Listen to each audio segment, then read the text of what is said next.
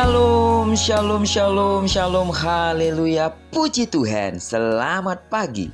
Satu hari lagi Tuhan berikan untuk kita di akhir pekan minggu ini. Dan sekaligus hari pertama kita bisa berada di bulan Oktober, tepatnya Sabtu 1 Oktober tahun 2022.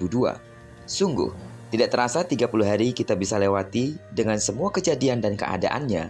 Dan kita harus juga yakin bahwa 30 hari ke depan selama bulan Oktober, kita pasti bisa lewati dengan kemenangan bersama Tuhan kita yang luar biasa. Amin. Baiklah, sebelum kita lebih jauh melakukan semua kegiatan aktivitas kita sepanjang hari ini, izinkan kembali Tuhan bicara secara pribadi kepada kita lewat pembacaan Alkitab satu hari satu pasal dari pembacaan 48 hari bersama Yehezkiel. Dan hari ini kita telah berada di hari yang ke-32, maka kita akan membaca kitab Yehezkiel pasal yang ke-32 ayat pertama sampai dengan ayat yang ke-32. Judul renungan kita hari ini, menuai apa yang ditabur. Sebagai pengantar renungan ini, saya akan coba bacakan untuk kita ayatnya yang keempat. Kuhempaskan engkau ke tanah, kulemparkan engkau ke padang, dan ke atasmu kusuruh hinggap segala burung di udara, dengan dagingmu kukenyangkan binatang-binatang seluruh bumi. Sidang jemaat Tuhan, perjanjian lama mengajarkan bahwa semua orang akan mati, baik yang percaya maupun tidak. Mereka turun ke dalam kerajaan maut. Akan tetapi dalam perjanjian baru, sebagaimana kisah kematian Lazarus yang miskin dan orang kaya, sudah ada pemisahan di dunia orang mati antara yang percaya dan tidak. Yehezkiel diminta menyanyikan suatu ratapan bagi Mesir yang akan dikubur, dan menjumpai bangsa-bangsa lain yang berada di dunia orang mati seperti Asyur, Elam, Mesek, dan Tubal Edom, pemimpin-pemimpin dari utara dan Sidon. Perhatikan bahwa Mesir adalah urutan ke-7 dari bangsa-bangsa yang disebutkan.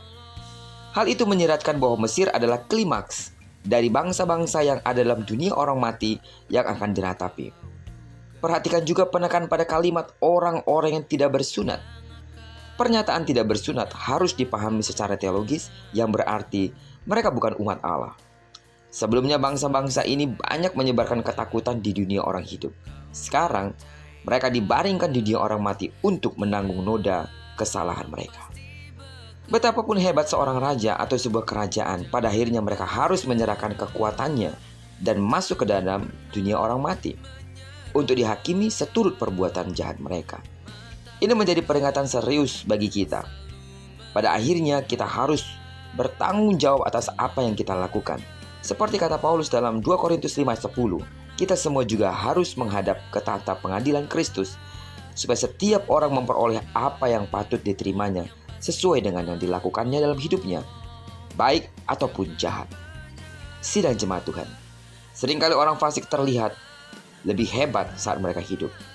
Meskipun demikian, mereka tidak akan pernah berdaya menghadapi yang namanya kematian. Karena itu, jangan takut kepada mereka yang dapat membunuh tubuh. Takutlah kepada Tuhan yang berkuasa membinasakan baik jiwa maupun tubuh. Sebagai orang-orang percaya kepada Kristus, berbahagialah, karena segala dosa dan pelanggaran kita telah ditanggung oleh Yesus di kayu salib. Namun bukan berarti kita menjadi orang yang kebal terhadap hukum dosa. Sebagai orang-orang percaya kepada Kristus dan karya keselamatan yang telah dikerjakan di kayu salib, patutlah kita bersyukur atas semua itu. Namun jangan sampai kita lupa, satu kali semua hal yang kita lakukan selama kita hidup, kita harus bertanggungjawabkan di hadapan Tuhan. Karena itu, belajarlah terus untuk melakukan hal yang berkenan kepada Tuhan. Nama Tuhan dipermuliakan dalam hidup kita selama kita masih hidup. Berkenanlah kiranya Allah terus untuk menyertai setiap langkah-langkah hidup kita, menginsafkan kita akan segala dosa kita dengan kekuatan Allah Roh Kudus, sehingga ketika Dia datang, Dia mendapati kita sabas. Sekali lagi ingatlah, apa yang ditabur, itu yang akan kita tuai. Terpujilah nama Tuhan. Diberkatilah kita di sepanjang hari ini, digenapi firman yang telah berjanji bahwa apa yang dikerjakan tangan kanan dan tangan kiri kita dibuatnya berhasil.